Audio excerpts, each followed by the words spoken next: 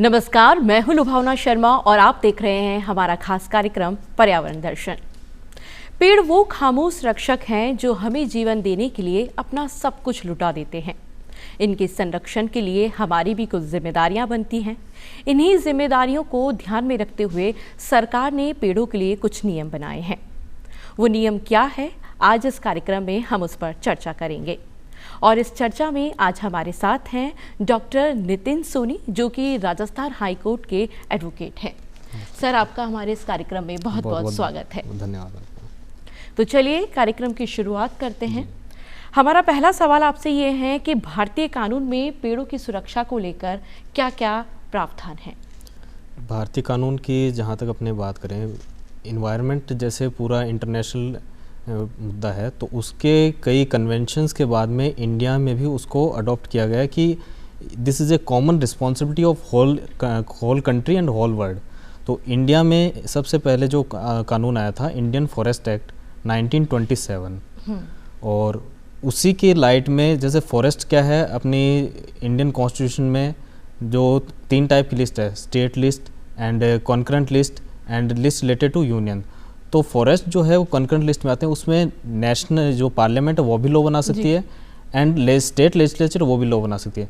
तो पार्लियामेंट ने जब लॉ बना दिया इंडियन फॉरेस्ट एक्ट 1927, उसी का जो सेकंड एक बनाया था फॉरेस्ट कंजर्वेशन एक्ट 1980, और उसके बाद में जब राजस्थान जब कॉन्करेंट लिस्ट में, तो राजस्थान ने अपना एक सेपरेट लॉ बनाया है, राजस्थान फॉरेस्ट कंजर्वेशन एक्ट 1953। तो ये 3 जो लॉज है वो स्पेसिफिक फॉरेस्ट से डील करते हैं। और जहाँ तक अपने पेड़ों की बात करें, पेड़ इन्वायरमेंट का भी एक हिस्सा है, तो इन्वायरमेंट प्रोटेक्शन एक्ट 1986 वो भी इसी में कवर है, उसी में पेड़ों को सुरक्षा दी गई है। और पेड़ों की कटाई की जहाँ तक बात है, जहाँ ये अपने म्यूनसिपल एरिया है, तो राजस्थान म्यूनसिपैलिटीज़ एक्ट है 2009, उसमें पेड़ों की कटाई के लिए प्रतिबंध है। कौन से पेड़ काटने हैं, कौन से पेड़ काटने की क्या परमिशन चाहिए, वो राजस्थान म्यूनसिपैलिटी एक्ट में है।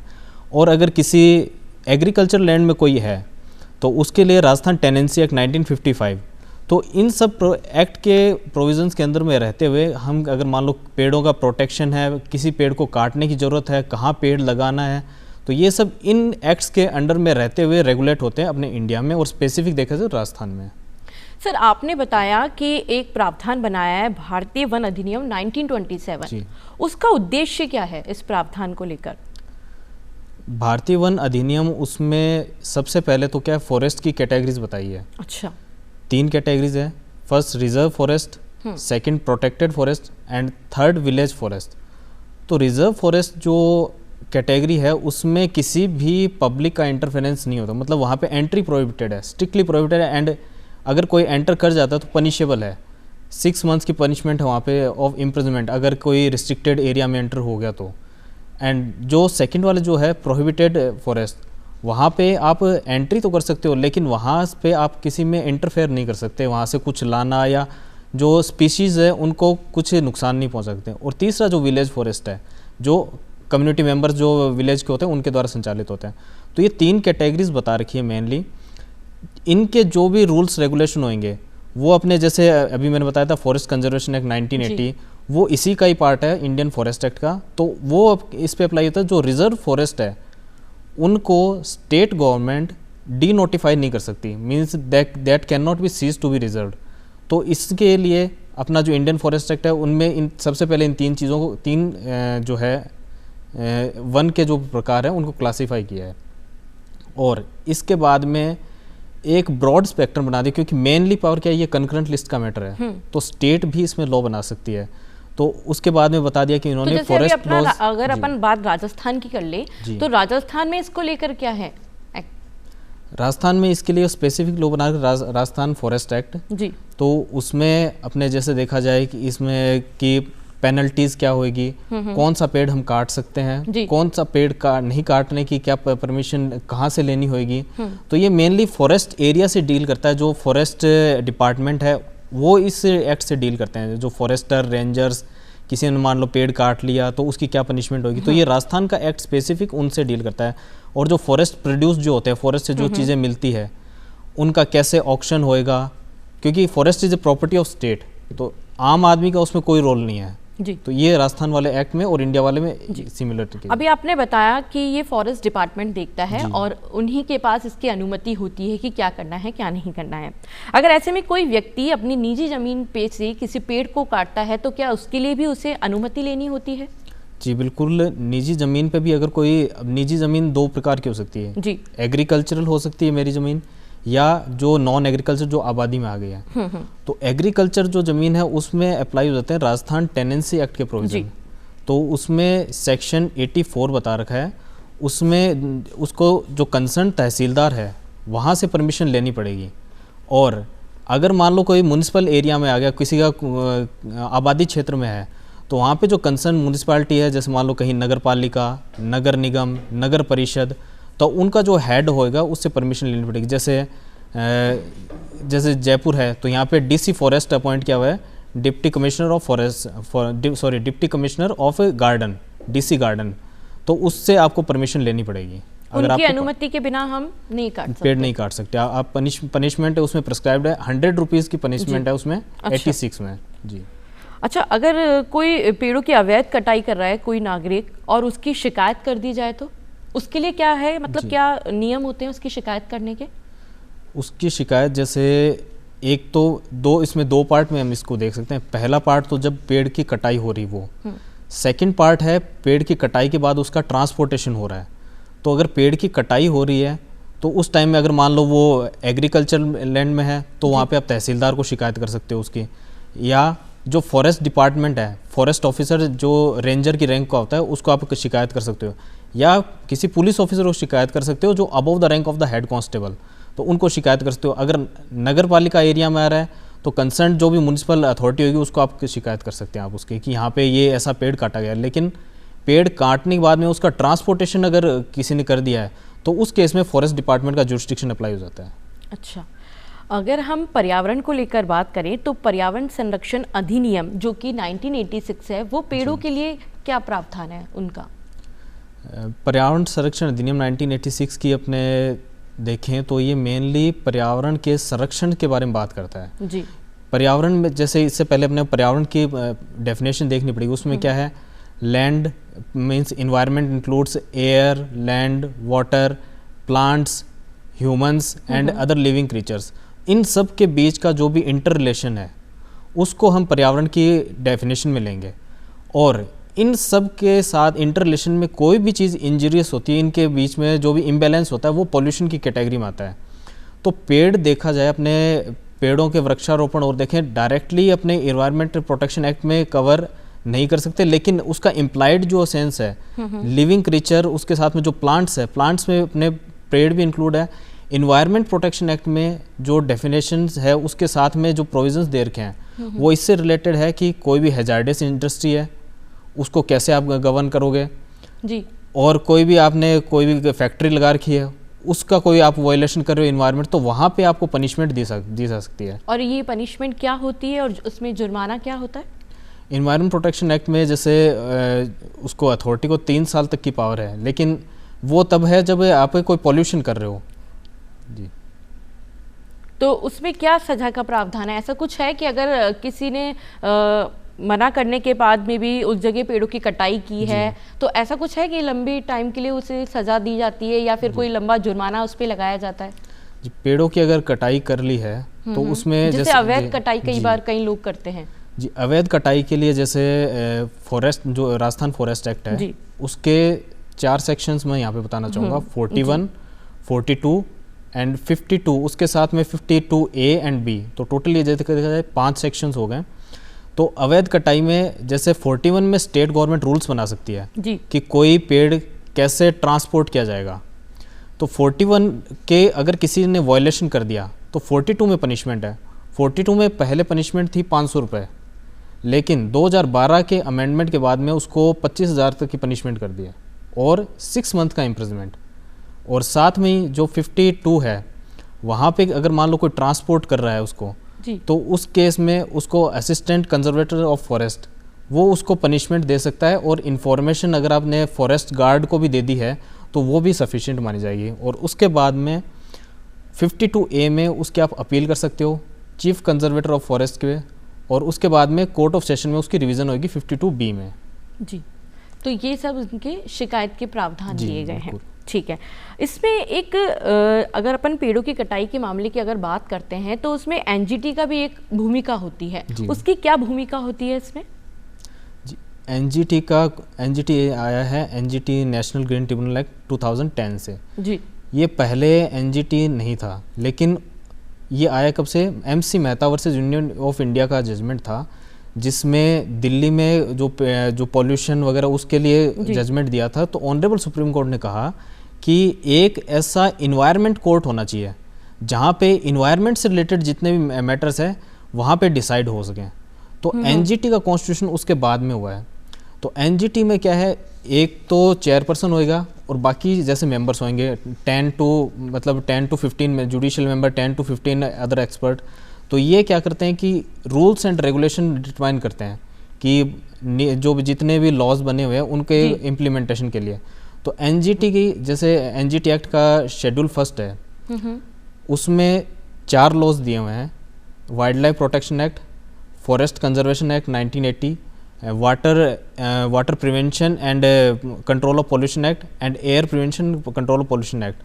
तो इन सब के इम्प्लीमेंटेशन में कहीं कोई प्रॉब्लम आती है, मीन्स जहाँ पे कोई स्टेट है या कोई गवर्नमेंट पार्टी है वो उनका प्रॉपर इम्प्लीमेंटेशन नहीं कर पाती, तो उस केस में एनजीटी उस चीज़ का कॉग्निजेंस लेती है। और सेकंड एनजीटी का काम है कि विक्टिम्स ऑफ इन्वायरमेंट पॉल्यूशन, मतलब इन्वायरमेंट पॉल्यूशन की वजह से किसी को कोई इंजरी हो चुकी है तो उनको कंपनसेशन दिलाने का काम एनजीटी करती है। तो जैसे अभी ये शायद कुछ साल पहले की बात है, ये दिल्ली का केस है। दिल्ली में क्या, जो मेट्रो प्रोजेक्ट के लिए काफ़ी मात्रा में पेड़ काटे गए थे जी। तो लॉ में तो पनिशमेंट 100 रुपीज़ है पेड़ काटने की, लेकिन बाद में जो वो मैटर एनजीटी पे गया तो एनजीटी ने उनको पनिशमेंट दी 95 लाख रुपीज़ की, और साथ में उनको ऑर्डर दिया कि एक पेड़ जितना आपने काटा है, एक पेड़ के बदले 10 पेड़ लगाइए। तो ये एनजीटी के पावर है। एनजीटी के जो लैंडमार्क जजमेंट है वही आगे फॉलो होते हैं, और एनजीटी के जो जजमेंट्स हैं उनकी अपील आप सुप्रीम कोर्ट के अलावा किसी भी हाई कोर्ट में नहीं कर सकते। ये एनजीटी का रोल है इसमें। अच्छा, ये अगर आपने बात करी कि पेड़ लगाने के लिए उन्होंने कहा, तो वृक्षारोपण को लेकर भी कई अभियान चलाए जाते हैं पेड़ लगाने को लेकर, तो सरकार इस पे किस स्तर पर काम करती है इसको लेके? जैसे वृक्षारोपण के अभियान, जैसे अभी मानसून सीजन है, बिल्कुल मानसून सीजन में अभी वृक्षारोपण का चल रहा है। जैसे हरियाला और राजस्थान जी, ये मिशन जैसे राजस्थान में चल रहा है, तो इसमें अभी 10 करोड़ पेड़ लगाने का उनका 2024-25 में उनका टारगेट है कि 10 करोड़ पेड़ लगाना है। और इसमें वही पेड़ लगाए जाते हैं कि जो इन्वायरमेंट में सर्वाइव कर सकें। यहाँ राजस्थान का इन्वायरमेंट है, यहाँ पे जैसे खेजड़ी है या बबूल है, मतलब जो यहाँ इन्वायरमेंट में सर्वाइव करेंगे वो पेड़ लगाए जाएंगे जिनको कम पानी की ज़रूरत है, क्योंकि राजस्थान में पानी की वैसे ही कमी है। तो उस टाइप के पेड़ लगा सकते हैं। और उनके बाद में क्या होता है, इनकी जो टाइम टू टाइम इनकी मॉनिटरिंग भी होती है कि जैसे कहीं कोई पेड़ लगा दिया, अब पहले क्या होता था, फ़ोटो खिंचवा ली, वो अपलोड कर दी, उसके बाद में उस पेड़ का क्या हुआ कहीं कोई रिकॉर्ड नहीं है। अभी क्या कर दिया, जियो टैगिंग का सिस्टम कर दिया फॉरेस्ट डिपार्टमेंट ने जी। तो जहाँ भी अभियान लगा है उसके बाद में उन सब की गूगल लोकेशन है वो वहाँ पे लगाई जाएगी, यहाँ पे इतने पेड़ हमने लगाए, उनमें से कितने टाइम बाद में कितने सर्वाइव करे, तो टाइम टू टाइम उनकी जो मॉनिटरिंग की जाएगी। तो इस टाइप के जो अभियान है, जैसे और जैसे वन जीवन मिशन, ऐसा एक मिशन हो रहा है। तो इस जितने भी अभियान है तो उनका टारगेट यही है, पेड़ लगा दिया है लेकिन लगाने के बाद में आप उसको मेंटेन रख पा रहे हैं नहीं पा रहे, ये सबसे इम्पोर्टेंट चीज़ है इसमें। तो ये जो जिस तरीके से वो मॉनिटरिंग करते हैं, तो क्या वो मतलब महीनों में गैप देके करते हैं, साल में गैप देके करते हैं, किस तरह से उसकी मॉनिटरिंग करते हैं, ऐसा कुछ है? जी, इनिशियली जो है छोटा पौधा तो उसके कुछ महीनों में ही मॉनिटरिंग करनी पड़ती है, क्योंकि शुरू में अगर पौधा सर्वाइव कर गया तो वो आगे कंटिन्यू ग्रो कर लेगा। तो इनिशियली मॉनिटरिंग जरूरत है। एक बार पौधा अगर परिपक्व हो जाता है तो उसके बाद मॉनिटरिंग की ज़्यादा आवश्यकता नहीं होती उसमें। और जुडिशरी इसके लिए क्या योगदान दे रहा है? जी, जुडिशरी, जैसे judiciary is regarded as a guardian of constitution. Constitution में जितने भी प्रोविजंस हैं उनमें इन्वायरमेंट भी एक बहुत बड़ा मुद्दा है। तो इन्वायरमेंट प्रोटेक्शन के लिए जुडिशरी ने जैसे स्टेप लिए, जैसे मैंने बताया एमसी मेहता का जी। तो एमसी मेहता ने इन्वायरमेंट प्रोटेक्शन के लिए बहुत सारे केसेस लड़े हैं। तो उनमें ये ट्रीज कंजर्वेशन भी है। और जैसे अभी एक अखिल भारतीय बिश्नोई महासभा का जजमेंट है ऑनरेबल राजस्थान हाई कोर्ट का, तो उसमें बीकानेर में जयमलसर एक जगह है, वहाँ पे सोलर प्लांट के वहाँ पे एक सैंक्शन मिल गई थी सोलर प्लांट के लिए। तो वहाँ पे सोलर प्लांट इंस्टॉल करने के लिए उन्होंने भारी मात्रा में खेजड़ी के पेड़ काट दिए। तो उसका ऑनरेबल हाई कोर्ट ने कॉग्निजेंस लिया है और जो असिस्टेंट कंजर्वेटर ऑफ फॉरेस्ट है जो IGNP बीकानेर का, उसको पर्सनली बाउंड किया है कि और कोई पेड़ नहीं काटे जाएं, और अगर कोई पेड़ काटे गए तो उसकी पर्सनल रिस्पॉन्सिबिलिटी है। तो इस टाइप से जुडिशरी ने ये स्टेप लिया है। और जैसे ये एक और राजेंद्र सिंह बिश्नोई का जजमेंट है, उसमें जोधपुर के पास में सोलर प्लांट था, उसके लिए भी जब पेड़ काटे गए थे तो उसमें भी सुप्रीम कोर्ट ने हैवी पेनल्टी उस पर इम्पोज किया है। तो इस टाइप से supreme court, high court, NGT ये सब इनके पेड़ों की रक्षा के लिए काफ़ी ये नज़ीर सेट की हुई है, तो उसकी वजह से आगे पेड़ों की सुरक्षा होती है। अभी आपने बात खेजड़ी की कली जो कि अपना राज्य वृक्ष है, तो इसको लेकर क्या प्रावधान है? खेजड़ी जैसे राजस्थान का राज्य वृक्ष है, तो इसके प्रोटेक्शन के लिए सरकार भी काफ़ी सख्त है और जो लॉ बनाया है वो भी सख्त है और न्यायपालिका भी सख्त है। तो पहली बात, जैसे मान लो किसी को पेड़ काटना है तो उसकी परमिशन के लिए अप्लाई कर देता है, लेकिन खेजड़ी के लिए जनरली परमिशन नहीं मिलती खेजड़ी काटने के लिए, क्योंकि राज्य वृक्ष है और जिस हिसाब से खेजड़ी कटाई हो रही है उस हिसाब से खेजड़ी बनने में भी, पकने में भी बहुत टाइम लगता है, तो इसलिए उसका विशेष दर्जा दिया हुआ है खेजड़ी को प्रोटेक्शन के लिए। तो इसे नहीं काट सकते हैं क्योंकि ये हमारा राज्य वृक्ष है। जी चलिए, अगर अपन आज आगे बात करते हैं इसको लेकर, तो अंतर्राष्ट्रीय स्तर पर किस तरीके के प्रयास किए जा रहे हैं वृक्षारोपण को लेकर? अंतर्राष्ट्रीय स्तर पर जैसे अगर अपने ह्यूमन राइट्स की बात करें जी, ह्यूमन राइट्स की 4 जनरेशन थी। First generation civil and political rights, and second economic, social and cultural rights, and third generation जो है solidarity rights, means collective rights जो एक आदमी का दूसरे आदमी पे डिपेंड है। अगर मान लो इंडिया में कोई इन्वायरमेंट पॉल्यूशन हो रहा है तो उसका पूरा वर्ल्ड वाइड इफेक्ट पड़ेगा। तो ये जो third generation of human rights है उसमें right to pollution free environment भी है। तो थर्ड जनरेशन ह्यूमन राइट्स में जो जितने भी यूनियन इसकी यूनाइटेड नेशंस की कन्वेंशंस है या जितनी भी ट्रीटीज़ है, इसको कंसिडर करते हुए कुछ ट्रीटीज़ पास की हुई है, जैसे United nation framework of convention for climate change, Rio declaration है जिसको अर्थ समिट भी कहते हैं। तो उसमें जो इन्वायरमेंट प्रोटेक्शन के लिए जो मेंबर्स हैं, जिसमें इंडिया भी सिग्नेटरी था, तो सब उनके प्रोटेक्शन के लिए या प्लांटेशन के लिए कि हमारे यहाँ से प्लांट को नहीं काटा जाएगा, और फॉरेस्ट एरिया को बढ़ाने के लिए उसमें स्टेप लिए जाते हैं। अब जैसे अमेज़न फॉरेस्ट है जी, वहाँ पे जो कंटिन्यू अमेज़न है कैलिफोर्निया, दोनों में कंटिन्यू आग लग जाती है। हर 2-3 साल में हम देखते हैं कि वहाँ पे आग लग गई है। और जो अमेज़न फॉरेस्ट है उसको क्या बोलते हैं, धरती के फेफड़े भी कहते हैं। तो वहाँ की जो आग है वो लंबे टाइम तक चलती है और एक बड़ा एरिया उसकी वजह से डैमेज होता है। तो अंतर्राष्ट्रीय स्तर पे ये देखा जाता है कि अगर मान लो उतने कहीं पे पेड़ नष्ट हो रहे हैं तो उसी मात्रा में कहीं दूसरी जगह प्लांटेशन किया जाए। अब जैसे हर जगह की कंडीशंस अलग होती है। आज देखें जैसलमेर की जो इन्वायरमेंट की कंडीशन अलग है, वहाँ कोई पौधा लग सकता है वो माउंट आबू में नहीं लग सकता। माउंट आबू में जो पौधा लग सकता है वो यहाँ पे जैसलमेर नहीं लग सकता। तो स्ट्रिक्टली बाइंडिंग नहीं है, लेकिन जो मेंबर्स हैं वो आपस में मोटिवेट करते हैं कि यहाँ पे पेड़ लगाया जाए। तो इन्वायरमेंट के लिए इंटरनेशनल लेवल पे ये प्रयास किए जाते हैं। और इसको लेकर भारतीय संविधान में क्या प्रावधान है? जी, भारतीय संविधान में देखा जाए तो 2 चीज़ों को सबसे ज़्यादा महत्व दिया गया है। पहला एजुकेशन और दूसरा इन्वायरमेंट। तो ये 2 ही ऐसी चीज़ें हैं जो फंडामेंटल ड्यूटी भी है और directive principle of state policy, राज्य के नीति निर्देशक तत्व भी है, और फंडामेंटल ड्यूटी एंड राइट्स, ये तीनों चीज़ें हैं। Fundamental duty, fundamental rights and directive principle of state policy, तीनों है। तो इन्वायरमेंट में जैसे अपने देखा जाए article 21 protection of life and personal liberty. तो लाइफ एंड पर्सनल लिबर्टी में जितने भी ये अब जैसे पेड़ पौधे हैं तो ये सब लाइफ का हिस्सा है।